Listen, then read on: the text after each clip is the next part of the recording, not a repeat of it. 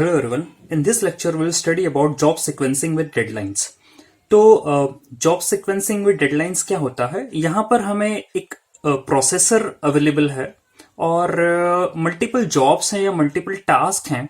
हमें क्या करना है, इन जॉब्स को सिक्वेंशियली इस प्रोसेसर जो आपके पास एक सिंगल यूनिट है प्रोसेस करने के लिए, इन जॉब्स को, इन टास्क को, उस पर क्या करना है, सिक्वेंसिंग करनी है. ओके और जो जॉब्स है उनके जो रेस्पेक्टिव डेडलाइंस हैं वो आपको मेंशन है यहाँ पर. दैट मीन्स यहाँ क्या होगा, एक प्रोसेसर होगा, कई जॉब्स होंगी और उन जॉब्स को एक ऐसे पर्टिकुलर सीक्वेंस के अंदर आपको इस प्रोसेसर पर एग्जीक्यूट करना पड़ेगा वन बाय वन. और सीक्वेंस क्या होगा ये हम निकालेंगे, एक मेथड होगी. ओके तो आप एग्जीक्यूट करेंगे इस प्रोसेसर पर इन जॉब्स को और हर एक जॉब्स के साथ कुछ ना कुछ उसका डेडलाइन एक कंस्ट्रेंट की तरह अवेलेबल होगा. ऑलराइट, तो ये जो पूरा फिनोमिना है इसे हम बोलते हैं job sequencing with deadlines. Alright, तो आपको यहां पर गिवन क्या है, you been having number of jobs, okay n, और उन जॉब्स के साथ उनकी रेस्पेक्टिव डेडलाइंस अवेलेबल होंगी. These are called as integer deadlines. DI से हम डिनोट कर रहे हैं जो डेडलाइन होगी that is greater than equal to 0. और हर एक जॉब के साथ उसका एक प्रॉफिट जो है वो एसोसिएट होगा. It is denoted by PI and the condition given is PI greater than 0. Alright, तो प्रॉब्लम क्या है हमारे साथ, तो यहां हम ये कह रहे हैं कि टोटल प्रॉफिट हमें अचीव करना है, मैक्सिमम प्रॉफिट अचीव करना है हमें.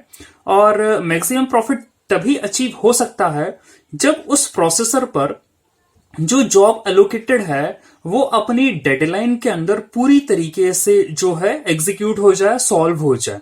ऑलराइट, तो जितनी जॉब्स हैं, जैसे जैसे वो सीक्वेंस जो भी बनेगा जॉब्स का, यदि वो एक एक करके उस प्रोसेसर पर अपनी डेडलाइन के अंदर जो है वो सॉल्व हो जाती हैं, तो उनका रेस्पेक्टिव प्रॉफिट हम क्या करते चले जाएंगे, ऐड करते चले जाएंगे. That will result into a maximum profit. Alright, so the problem here is how can the total profit be maximised.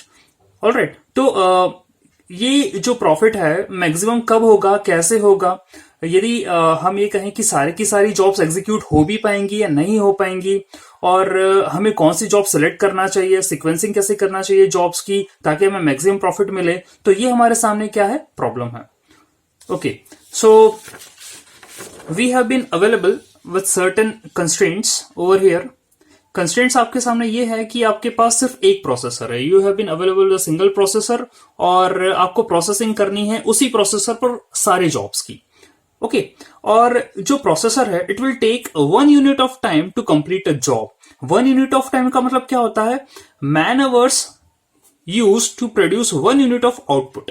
Okay, that means जब आप उस पर्टिकुलर जॉब या टास्क को प्रोसेसर को दोगे तो वो जो भी समय लेगा उसको कंप्लीटली सॉल्व करने के लिए जितना भी टाइम लग रहा है उसे हम कहेंगे 1 यूनिट ऑफ टाइम. ऑलराइट, तो number of hours required to produce 1 unit of output or the complete output, whatever you will say, तो उसे हम कहेंगे 1 unit of time. बेसिकली यदि हम SI यूनिट ऑफ टाइम की बात करें तो सेकेंड्स होता है, तो आप यहां कह सकते हैं the number of seconds taken by the processor to complete the task. Alright, फिर आपके पास एक कंस्ट्रेंट और है, वो कंस्ट्रेंट ये है कि all the job should be completed with in their deadlines. Okay, यदि जॉब अपनी डेडलाइन के अंदर कंप्लीट हो जाते हैं तभी जाकर हम क्या करेंगे, उनका पूरा की पूरा प्रॉफिट कैलकुलेट करेंगे. और यदि जॉब अपनी डेडलाइन के अंदर कंप्लीट नहीं हो सकते हैं तो हम उनका कोई भी प्रॉफिट यहां पर कैलकुलेट नहीं करेंगे. We will ignore those jobs. Okay, तो ये जो है कुछ कंस्ट्रेंट्स हैं. अब इसका सोल्यूशन कैसा है, see if you talk about the solution, first will say feasible solution क्या होने वाला है. Feasible solution would be the set of jobs where each job of the sets gets completed within its deadline. That means हम क्या कर रहे हैं, जो जॉब है या जो टास्क है हम प्रोसेसर को दे रहे हैं, और यदि वो जॉब अपनी डेडलाइन के अंदर कंप्लीट हो जाता है तो हम उसको क्या करेंगे, अपने सोल्यूशन के अंदर ऐड करते चले जाएंगे. तो जितने ऐसे जॉब्स हैं जो अपनी डेडलाइन के अंदर कंप्लीट हो जाएंगे उनको हम फिजिबल सोल्यूशन के अंदर क्या करने वाले हैं, ऐड करने वाले हैं. Alright, so the value of the feasible solution would be the sum of profits of all the jobs contained in the set. Alright, तो वैल्यू क्या होगी फिजिबल सोल्यूशन की? जो भी जॉब्स अपने डेडलाइन के अंदर कंप्लीट हो जाएंगे उनको हम ऐड कर रहे हैं सोल्यूशन के अंदर, और हर एक जॉब के साथ उनका एक रेस्पेक्टिव प्रॉफिट जो है एसोसिएटेड है। तो वैल्यू होगी फिजिबल सोल्यूशन की, वो होगी the total or the sum of the profits of all the jobs which are present in the feasible solution. Okay, will just say set or will just say subset, whatever it is. Okay, हम subset कह देते हैं। तो इस subset के अंदर जो भी जॉब्स की प्रॉफिट्स आपको मिलने वाले हैं उन सबका टोटल कर लेंगे, तो that will be the value of the feasible solution. Okay, and optimal solution क्या होगा? ऑप्टिमल सोल्यूशन वो सोल्यूशन होगा जहां पर आपको मैक्सिमम प्रॉफिट मिल रहा होगा। ओके, तो हम एक ऐसा सबसेट बनाएंगे जॉब्स का। ओके, जॉब्स की सिक्वेंसिंग कुछ इस तरीके से होगी जिनके एग्जीक्यूशन पर हमें मैक्सिमम प्रॉफिट मिल रहा होगा। दैट मींस वो फिजिबल सोल्यूशन बनेगा। फिजिबल सोल्यूशन कई बन सकते हैं। ओके, तो वो वाला फिजिबल सोल्यूशन जिसमें हमें मैक्सिमम प्रॉफिट मिल रहा होगा, हम उस सोल्यूशन को बोलेंगे optimal solution. Okay, so an optimal solution of the problem would be the feasible solution which gives the maximum profit. Alright, तो ये हमारा सोल्यूशन होगा। अब हमने ये देख लिया कि जॉब सीक्वेंसिंग विद डेडलाइंस होता क्या है, उसके अंदर प्रॉब्लम क्या है, उसमें कंस्ट्रेंट्स क्या है, उसका सोल्यूशन क्या है।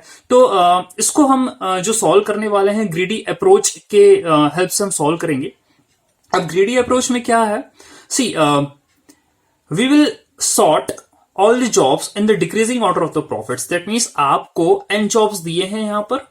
ओके, और हर एक जॉब के साथ उनका प्रॉफिट और उनकी डेडलाइन एसोसिएटेड है।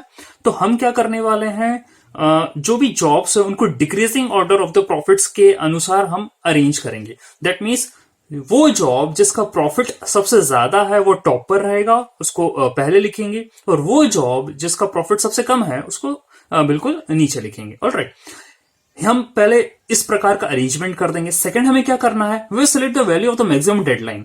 ओके, तो वो जॉब जिसकी डेडलाइन मैक्सिमम है, हम उस डेडलाइन को क्या करने वाले हैं, सिलेक्ट करने वाले हैं। ओके, और उस डेडलाइन को सिलेक्ट करने के बाद we will prepare a Gantt chart. Okay, एक चार्ट प्रिपेयर करने वाले हैं which is equal to the maximum deadline. Okay, fine. उसके बाद हमें क्या करना है, हम एक एक करके जॉब को पिकअप करेंगे। That means we will select the jobs one by one and place them into the Gantt chart. Okay, और इसमें क्या होने वाला है, हम जॉब को पिकअप करेंगे, उसको गैंट चार्ट के अंदर प्लेस करेंगे, और प्लेस भी हमें ऐसा करना है मोस्ट प्रोबेबली ऐसा हो कि जो लोकेशन हो, जो प्लेसिंग हो जॉब्स की, वो फर्स्ट पोजीशन से हो। ठीक है, तो यहां हम क्या करने वाले हैं, as far as the possible from the starting point such that the jobs gets completed before its deadline. ठीक है, तो मैं जो गैंट चार्ट हमने बनाया है उसमें हम जॉब्स को प्लेस करेंगे, और प्लेस ऐसा कर रहे हैं कि वो स्टार्टिंग पॉइंट से हो तो अच्छी बात है, नहीं हो तो we will see what we will do. और यहां जो जॉब्स हम प्लेस करने वाले हैं they should be completed before its deadline. Okay, तो ये सोल्यूशन हम फाइन। तो हम क्या करते हैं, एक एग्जाम्पल की हेल्प से समझेंगे। Here an example is given. आपके पास जॉब्स हैं और you are having 5 jobs n equal to 5 from P1, P2, P3, P4 and P5। और इन जॉब्स की रेस्पेक्टिव डेडलाइंस आपको दे रखी है। P1 की 2 है, P2 की 2 है, P3 की 1 है, P4 की 3, P5 की 3 है, और उनके रेस्पेक्टिव प्रॉफिट्स हैं। These are 20, 15, 1, 5 and 10। ऑलराइट, तो हमें इसे सॉल्व करना है। सॉल्व करने के लिए जो कि हमने अभी ग्रीडी अप्रोच बनाई है, ग्रीडी अप्रोच में ये है स्टेप नंबर 1 कि आपको इनके प्रॉफिट्स के अनुसार अरेंज करना है, और जो हाईएस्ट प्रॉफिट है उसे पहले लिखना है, और जो लोएस्ट प्रॉफिट है उसे लास्ट में लिखना है। तो हमने क्या करा है, इन जॉब्स को रीअरेंज कर दिया है वापस से, और यहां जो प्रॉफिट ज्यादा था जिस जॉब का उसको ऊपर लिखा, फिर उससे नेक्स्ट वाला जॉब लिखा। दैट मीन्स डिक्रीजिंग ऑर्डर के अंदर हम क्या कर रहे हैं, अरेंज कर रहे हैं। P1 का 20 है, P2 का 15 है, P5 का 10 है, P4 का 5 है, और P3 का 1 है। तो हमने क्या कर दिया, अरेंज कर दिया इस तरीके से। फिर हम ये देख रहे हैं कि यहां हमें गैंट चार्ट बनाना है, तो वो जॉब जिसकी हाईएस्ट डेडलाइन है उसके अकॉर्डिंग हम गैंट चार्ट बनाएंगे। हम ये देखें P5 और P4 दोनों की जो डेडलाइन है वो 3 मैक्सिमम है, तो हम क्या करने वाले हैं, एक गैंट चार्ट बना रहे हैं और यहां हम 3 स्लॉट लेकर चल रहे हैं 3, क्योंकि हाईएस्ट डेडलाइन है वो क्या है 3 है। ऑलराइट, और अभी क्या है, there is no job been allocated in this Gantt chart, that means j is equal to 5। अभी कुछ भी नहीं, कोई एलोकेशन नहीं है, ठीक है। अब हमें क्या करना है, एक एक करके जॉब्स को पिक करना है और ये जो हमने गैंट चार्ट बनाया इसके अंदर हमको प्लेस करना है। ओके, तो हम क्या कर रहे हैं, पहला वाला जॉब जो कि P1 है उसे पिकअप कर रहे हैं और उसे गैंट चार्ट के अंदर प्लेस करेंगे। अब यहां देखिए, जो P1 जॉब है उसकी डेडलाइन है 2। ओके, तो यहां आप स्लॉट्स देखें अवेलेबल, 0 से लेकर 1 तक का एक स्लॉट अवेलेबल है, 1 से लेकर 2 तक का एक स्लॉट अवेलेबल है, 2 स्लॉट्स अवेलेबल हैं। तो मोस्ट अप्रोप्रिएट हम इस जॉब को प्लेस कर सकते हैं कौन सा वाले स्लॉट के अंदर, जिसकी डेडलाइन 2 है। ओके, इस स्लॉट के अंदर हम क्या कर सकते हैं, उसे प्लेस कर सकते हैं। ओके, तो हमने क्या करा है, ये जो P1 जॉब है उसको जो डेडलाइन आपकी 1 से लेकर 2 वाला स्लॉट था उसके अंदर प्लेस कर दिया। फाइन, अब हमें क्या करना है, अगले जॉब को पिकअप करना है। अगला जॉब आपका कौन सा है, P2, उसकी डेडलाइन भी कितनी है 2। ओके, अब हम ये देखेंगे कि अगला जो जॉब है उसकी डेडलाइन 2 है और 2 वाला स्लॉट तो एम्प्टी है नहीं। डेडलाइन जो 2 थी उसमें आपने P1 जॉब को क्या कर दिया है, प्लेस कर दिया है। तो अब P2 जॉब को हम कहां प्लेस करें, हम 2 से बियॉन्ड जा नहीं सकते क्योंकि उसकी डेडलाइन ओवर हो जाएगी, एक्सीड हो जाएगी। ओके, तो हमें क्या करना पड़ेगा, आगे वाले स्लॉट को चेक करना पड़ेगा। तो आगे वाला जो स्लॉट है 0 से लेकर 1, अपनी डेडलाइन के पहले कोई भी जॉब सॉल्व हो सकता है, डेडलाइन के बाद नहीं हो सकता। और डेडलाइन का मतलब क्या होता है, डेडलाइन का मतलब होता है ड्यू डेट। ओके, तो उस ड्यू डेट तक आपको टास्क परफॉर्म करके देना है, उससे बियॉन्ड हम जा नहीं सकते। तो क्योंकि ये वाला जो स्लॉट है 1 से 2 वाला, ये एम्प्टी नहीं है, तो हम क्या करने वाले हैं, जो आपका P2 टास्क है, P2 जॉब है, हम उसको 0 से 1 वाले स्लॉट के अंदर क्या कर देंगे, प्लेस कर देंगे। ऑलराइट, ये हमने क्या करा है, इसको यहां पर प्लेस कर दिया। P2 has been allocated the slot 0 to 1। Fine, अब अगला जो जॉब है दैट इज P5 और उसकी डेडलाइन क्या है, 3 है। उसकी डेडलाइन 3 है और हमने देखा कि एक स्लॉट जो है 2 to 3 वाला ये अपने पास फ्री अवेलेबल है। हम क्या कर देंगे, उसके अंदर P5 को एलोकेट कर देंगे। तो आपके पास जो है, ये आपने गैंट चार्ट बनाया था, 3 स्लॉट्स इसके अंदर अवेलेबल थे according to the highest deadline 3, और तीनों के अंदर क्या हो गया है, एक एक जो टास्क है वो आपने एलोकेट कर दिया है और ये तीनों की तीनों जो है एग्जीक्यूट हो जाएंगे। ऑलराइट, अब आपके पास क्या है, आपके पास जॉब P3 और P4 तो बच गए। वो बच क्यों गए हैं, क्योंकि आपको इनको प्लेस करने के लिए कोई जगह बची नहीं। There are no slots available, all slots are occupied, तो there will be no allocation of these jobs. Okay, तो ये जॉब जो है वो कंप्लीट हो ही नहीं पाएंगे अपनी डेडलाइन के अंदर। तो हमें क्या करना पड़ेगा, इन जॉब्स को रिमूव करना पड़ेगा। फाइन, तो हमारे पास जो ऑप्टिमल शेड्यूल आना है या जो सीक्वेंस आना है वो क्या आएगा, P2 job will be executed first, then P1 job will be executed second, and then P5 job will be executed at the last. तो P2, P1 and P5, this is the sequence of the job. Okay, और हम जो maximum profit earn करने वाले हैं इन jobs की execution से, that will be, P2 का जो प्रॉफिट था वो 15 था, P1 का जो प्रॉफिट था वो 20 था, P5 का जो प्रॉफिट था वो 10 था। तो आपके पास टोटल जो है प्रॉफिट आने वाला है 15 + 20 is 35 + 10 that is 45। So your answer will be 45 units. This is the profit achieved. Alright, अब आपने जो सीक्वेंस लिखा है P2, P1, P5, हम यहां पर देखें कि जो P2 और P1 है दोनों की डेडलाइन क्या है, सेम है। तो ये तो सीक्वेंस आया है आपका कि पहले P2 एग्जीक्यूट होगा, फिर P1 होगा, P5 होगा। इसमें और में भी आप लिख सकते हैं कि P1 पहले एग्जीक्यूट हो सकता है, P2 बाद में हो सकता है और P5 भी बाद में हो सकता है। क्यों, P1 और P2 को अपन इंटरचेंज भी कर सकते हैं क्योंकि इनकी जो डेडलाइन है वो सेम है। Alright, so let's see one more problem. आपके सामने again you have been given with n equal to 5 jobs and इनकी जो रेस्पेक्टिव डेडलाइंस हैं वो 2, 2, 1, 3, 3 है और जो प्रॉफिट्स इनका रेस्पेक्टिव दैट इज 20, 15, 10, 5 and 1। हम इसको क्या कर रहे हैं, दूसरे तरीके से जो है इसको एक्सप्लेन कर रहे हैं। ठीक है, आपको क्या करना है, यहाँ पर कॉलम बनाने, टेबुलर फॉर्मेट में हम जो है इसे सॉल्व करेंगे। आपको कॉलम्स कुछ ऐसे बनाना है। पहले में आप क्या लेकर चल रहे हो, जॉब। ओके, जॉब लेकर चल रहे हो। और यहां ध्यान देने वाली बात यह है, जॉब का मतलब ये नहीं कि आपने पूरे के पूरे जॉब्स एन जॉब्स ले लिए हैं। ये जॉब जो है this is the final solution, final optimal solution जो है वो आएगा, ये वो जे लेकर चले हैं हम। ठीक है, तो पहला जो कॉलम है जे का, दूसरा है असाइन स्लॉट का, तीसरा है job considered, fourth one is the job deadline, fifth is action taken and the sixth is the profit. Okay, initially job J जो आपने सबसेट बनाया है उसके अंदर कोई भी जॉब प्रेजेंट नहीं है। ठीक है, तो हमने उसको डिनोट करा है फायर से।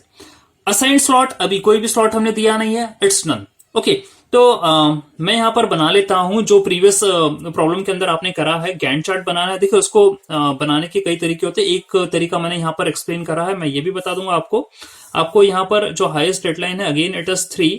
तो हम क्या कर रहे हैं, 0 से लेकर 1, 1 से लेकर 2 और 2 से लेकर 3।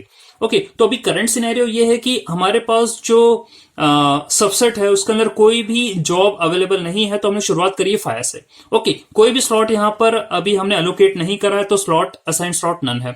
हम क्या कर रहे हैं, पहले जॉब को कंसिडर कर रहे हैं, और यहाँ जो जॉब्स का अरेंजमेंट है वो decreasing order of the profits है। ओके, तो हम पहले जॉब को कंसिडर कर रहे हैं, उसकी डेडलाइन कितनी है, 2 है।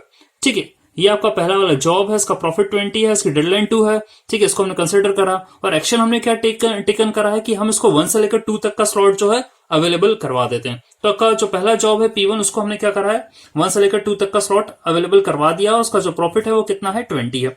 हम उसको इस तरीके से भी बना सकते हैं सर्कुलर फॉर्मेट के अंदर। ओके, यहां हमने अगेन इसको ब्रेक कर दिया है 3 पार्ट्स के अंदर, 0 to 1, 1 to 2 एंड 2 to 3। और हमने जो पहला वाला जॉब है 1 to 2 के अंदर क्या कर दिया है, प्लेस कर दिया है। ठीक है, J1 ले लीजिए, P1 ले लीजिए, जो भी है इसको हमने प्लेस कर दिया। फिर हम क्या करते हैं, 1 जॉब जो है पहला वाला वो आ गया है सेट के अंदर, उसको असाइंड स्लॉट हमने क्या कर दिया, 1 से 2 कर दिया है। अगला जो जॉब हम कंसिडर करेंगे दैट विल बी 2, उसकी डेडलाइन है 2। अब 2 डेडलाइन है, हमने देखा कि 2 में तो वो आ नहीं सकता, 1 से 2 ऑलरेडी ऑक्यूपाइड है, तो हमने देखा कि उसके ऊपर वाला जो स्लॉट है वो खाली है। तो हमने क्या करा है, 0 to 1 के अंदर हम P2 जॉब को या J2 टास्क को 0 से 1 के अंदर क्या कर सकते हैं, प्लेस कर सकते हैं। तो हमने प्लेस कर दिया, और उसका प्रॉफिट क्या है, अपन ने ऊपर वाले प्रॉफिट में ऐड कर दिया। तो आपको क्या मिल गया है, टोटल प्रॉफिट 35 मिल गया है। ऑलराइट, तो अब आपके पास सबसेट में क्या आ गया, 1 और 2, ये दोनों जो है जॉब्स आ चुके हैं। कौन कौन से स्लॉट्स असाइन हो चुके हैं, 1 2 असाइन हो चुका है, 0 1 असाइन हो चुका है। अब हम क्या कर रहे हैं, जॉब नंबर 3 को कंसिडर कर रहे हैं।